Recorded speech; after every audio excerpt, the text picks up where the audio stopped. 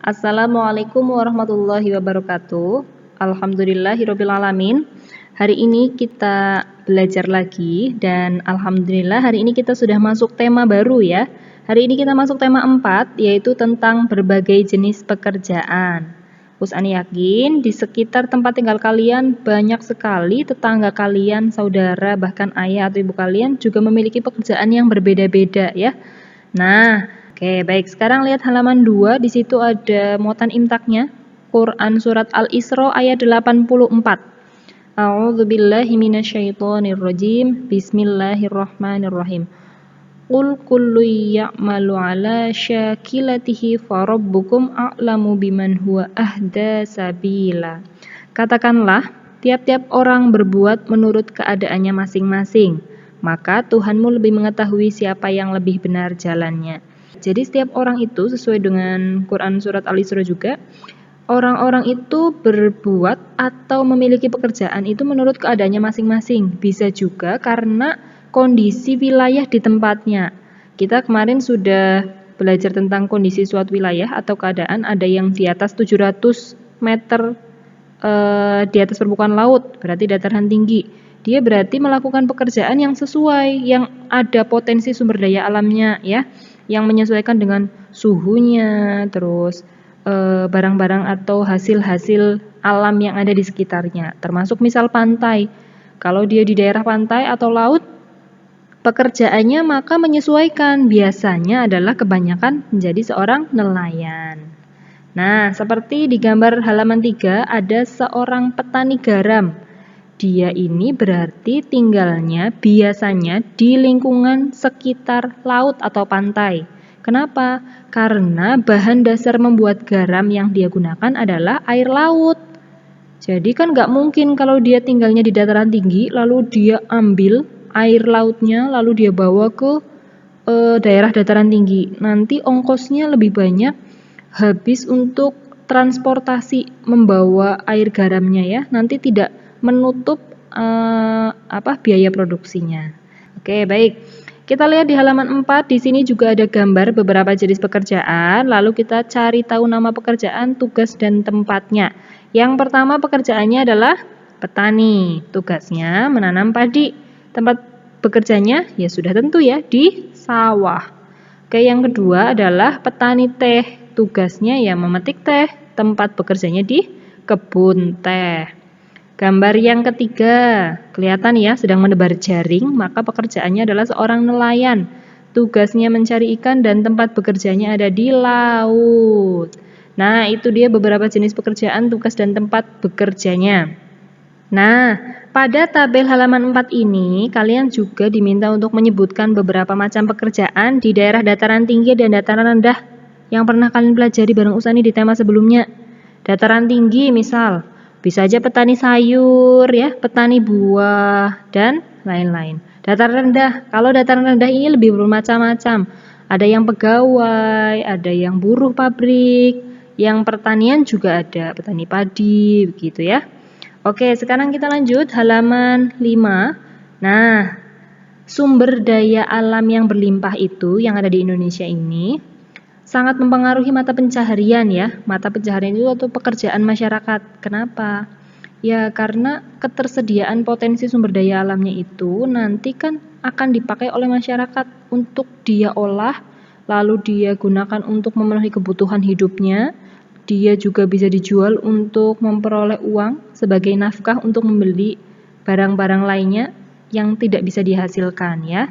Nah, secara umum itu ada 3 wilayah. Ada wilayah di dataran tinggi, dataran rendah, dan perairan. Kita lihat mata pencaharian yang pertama di dataran rendah, ada petani. Karena masyarakat Indonesia itu sebagian besar petani, terutama petani padi ya. Jadi padi itu cocok di wilayah Indonesia. Tetapi selain padi ada juga kedelai, jagung, kacang hijau, tebu, kangkung, bayam, cabai, dan tomat. Nah, kegiatan petani ini termasuk kegiatan produksi, artinya itu menghasilkan barang. Produksi itu artinya menghasilkan barang ya. Jadi kalau pekerjaan atau kegiatan yang kita nantinya menghasilkan suatu barang, namanya kegiatan produksi. Petani juga ada yang dia kegiatannya menghasilkan jasa, misal petani yang mengolah lahan milik orang lain. Nanti dia diberi upah. Upahnya bisa uang atau dibagi hasil panennya ya. Kemudian ada pengrajin. Pengrajin ini adalah pengrajin mebel ya. Ada juga pengrajin yang lainnya. Nah, seperti yang contoh di gambar ini adalah pengrajin mebel. Biasanya dia ini membuat sebuah ukiran yang akan dijadikan mebel atau barang-barang yang biasanya kita gunakan di rumah. Contohnya ada kursi, meja, tempat tidur, lemari, dan hiasan. Bisa gantungan kunci, bingkai, dan lain-lain. Hasil kerajinannya ini nanti bisa dijual ke pasar luar negeri ya. Bisa dipasarkan sampai ke luar negeri. Pekerjaan yang berikutnya adalah pedagang. Pedagang ini banyak macamnya ya. Dia bisa saja sebagai pedagang makanan, minuman, pedagang pakaian, pedagang barang elektronik, serta pedagang bahan bangunan. Ada juga pedagang kaki lima hingga pedagang besar. Kegiatan pedagang ini disebut kegiatan distribusi. Distribusi itu menyalurkan. Jadi dia dari barang yang diproduksi oleh produsen, kemudian dia salurkan ke orang yang membutuhkan atau namanya konsumen. Namanya dia itu distribusi, menyalurkan ya, menyalurkan barang-barang. Kemudian mata pencaharian di perkotaan. Nah, kalau di perkotaan ini sudah lebih modern dan bervariasi. Pekerjaannya juga macam-macam. Bisa pekerja swasta, ya, bisa pegawai pemerintah, bisa juga wira swasta seperti pedagang, bengkel, pemilik restoran dan rumah makan. Oke, sekarang mata pencaharian di dataran tinggi ada petani perkebunan. Perkebunan apa? Bisa aja perkebunan teh, kopi, cengkeh, pala juga ya, serta karet. Kenapa yang dijadikan perkebunan tumbuhan-tumbuhan seperti itu? Iya, karena menyesuaikan dengan iklimnya, daerahnya yang cocok itu di daerah sana karena sejuk, jadi tanaman-tanaman seperti itu ya. Teh, kopi, cengkeh, bisa juga sayur dan buah. Oke, sekarang kita lanjut ke peternakan. Contoh peternakan itu bisa juga peternak sapi, kuda, ayam, kambing, dan domba. Biasanya yang diternakan itu lebih banyak hewan-hewan yang bisa kita konsumsi.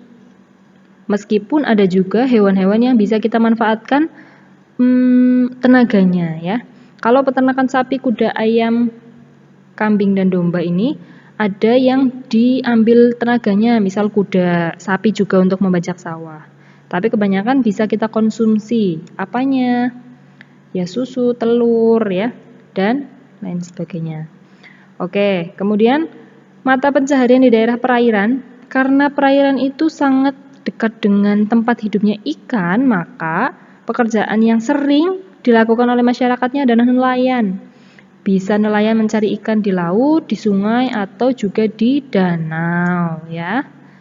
Nah, itu dia beberapa pekerjaan. Kemudian di halaman 8 kalian berarti sudah bisa menuliskan nama pekerjaan dan lokasi tempat tinggalnya. Misal tadi nelayan, lokasi tempat tinggalnya di mana? Di pantai ya, karena yang berhubungan dengan air untuk ditangkap ikan-ikannya. Kalian bisa tuliskan di tabel ini ya. Oke, sekarang kita lanjutkan. Di halaman 9, di sini ada gambar berbagai jenis pekerjaan. Kalian nanti tulis nama pekerjaan, tugas, dan hasilnya. Karena ini tugas kelompok, kita bahas bersama ya. Gambar yang pertama adalah nama pekerjaannya adalah seorang petani. Kemudian tugasnya menanam padi dan hasilnya adalah padi. Kalau petani yang menanam jagung, tugasnya menanam jagung, hasilnya ya jagung ya. Tapi kalau yang di sini digambar, dia ibu-ibu taninya sedang terlihat menanam padi, jadi hasilnya padi. Yang kedua ada seorang pilot. Tugasnya menerbangkan pesawat, hasilnya apa? Hasilnya ya manusia atau orang-orang dapat pergi ke tempat yang jauh, terutama yang menyeberangi samudra atau laut ya. Kemudian yang ketiga ada seorang guru, tugasnya mengajar murid-murid ya, belajar bersama. Hasilnya adalah murid menjadi pandai. Yang tadinya sudah pandai, makin pandai, makin pandai, makin pandai ya. Nomor 4 ada seorang pemahat atau pengrajin kayu. Dia sedang memahat. Tugasnya memahat kayu, hasilnya dia menghasilkan ukiran kayu nanti yang akan dibuat menjadi mebel. Yang kelima adalah seorang dokter, tugasnya memeriksa pasien ya. Hasilnya pasien jadi lebih sehat. Kemudian, nah ini di halaman 10 ada gambar. Apa nama profesi yang tampak? Nelayan. Di mana dia bekerja? Kelihatannya di mana? Di kantor, di sawah, atau di kebun? Di laut ya. Kemudian apa saja yang mereka lakukan? Pernah kalian melihat secara langsung apa enggak? Nah, ini kalian bisa menjawabnya sendiri. Oke, sekarang kita lanjutkan. Nah, di halaman 11 ada bacaan tentang Kiko si anak ikan.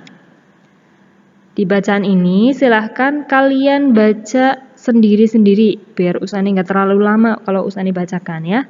Setelah kalian baca, kalian bisa menjawab pertanyaannya nih. Nomor 1. Apa manfaat ikan tuna bagi manusia? Nah, kalau kalian sudah baca, kalian bisa menemukan di paragraf ke 1, 2, 3, 4. Di paragraf keempat ada itu manfaatnya ikan tuna apa sih? Nih, Usani tunjukkan. Menjadi sumber protein tubuh, mencegah gejala stroke, menjaga kesehatan jantung, mencegah kanker, dan mengurangi tekanan darah tinggi. Tuh, banyak sekali manfaatnya ikan, terutama ikan tuna ini ya. Jadi kalau kalian nggak suka ikan, aduh rugi sekali, padahal manfaatnya sangat bagus ya. Kemudian nomor 2, tulislah proses ikan tuna agar sampai bisa kita makan. Nah, ini juga ada di paragraf terakhir. Di situ ada, Usani tulis ya. Pertama, dia itu ditangkap oleh nelayan, kemudian dikumpulkan di TPI, tempat pelelangan ikan, lalu dijual ke pedagang, dan pada saat pedagang itu menjual, nanti dibeli oleh manusia untuk dimasak. Dibeli oleh manusia-manusianya siapa? Konsumen ya. Ibu kita atau nenek, kakek, tante ya, siapapun orang di rumah kita, dia beli nanti dimasak kemudian kita makan ya. Begitulah proses ikan tuna agar sampai bisa kita makan. Baik teman-teman, sekarang kita lanjut. Oke, sekarang halaman 13, kita akan membahas tentang unsur-unsur sastra. Ada 2 jenis, ada unsur intrinsik dan unsur ekstrinsik. Kita bahas yang intrinsik ya. Unsur intrinsik cerita itu apa saja sih? Nah ini, tokoh, watak, alur, latar, sudut pandang, gaya bahasa, amanat, dan tema. Apa itu tema? Tema itu ide pokok atau gagasan utama. Bisa juga tema adalah inti dari kisah suatu cerita. Sebelumnya kan kita sudah belajar tentang ide pokok dan gagasan utama ya. Jadi kalian harusnya sudah paham tentang tema sebuah cerita. Jadi intinya ini ceritanya bahas tentang apa? Persahabatan atau misal tentang apa ya, pekerjaan ya, atau tentang ilmu pengetahuan bisa juga. Nah, selain tema, ada juga tokoh. Nah, tokoh itu berarti kayak apa ya? Orang yang sedang melakukan, orang yang sedang memperagakan sebuah peran. Tokoh itu ada 2 jenis, tokoh utama. Tokoh utama itu berarti tokoh yang sering atau senantiasa ada dalam setiap peristiwa. Banyak berhubungan dengan tokoh lain dan paling banyak terlibat dengan tema cerita. Jadi sering banget muncul di dalam cerita itu namanya tokoh utama. Selain tokoh utama ada tokoh bawahan atau tokoh tambahan ya. Dia itu menjadi pelengkap ya. Atau bisa juga kita sebut dengan tokoh figuran. Kemudian yang ketiga ada watak. Apa itu watak? Watak itu karakter atau sifat yang dimiliki oleh pemeran cerita. Macam-macam watak ada 3. Ada protagonis, artinya watak yang baik, biasanya disenangi oleh penonton. Ada yang antagonis, wataknya jahat, biasanya dibenci ya. Ada yang ketiga namanya watak tritagonis. Dia adalah juru damai antara protagonis dan antagonis kalau ada konflik. Jadi dia itu penengahnya. Kalau tritagonis adalah penengahnya ya.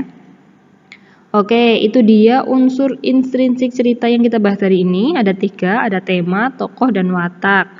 Nah, sekarang di halaman 15, itu adalah tugas untuk kalian. Halaman 15, 16, 17, dan 18. Ini adalah tugas untuk kalian. Tugas yang pertama, kalian baca ceritanya. Kemudian setelah itu kerjakan soalnya. Ada 5 ya. Oke, itu saja Ustazah. Masih ada 1 lagi tugasnya. Nah, sama. tentang baca cerita Tipu Muslihat si Kelinci. Baca cerita halaman 20 dan 21. Setelah kalian baca, kalian nanti menjawab pertanyaannya. Kerjakan soal yang ini, oke? Nah, itu saja materi yang Usani bahas hari ini. Terima kasih banyak sudah menyimak video pembelajarannya. Mohon maaf apabila banyak kekurangan. Billahi taufiq wal hidayah. Wassalamualaikum warahmatullahi wabarakatuh.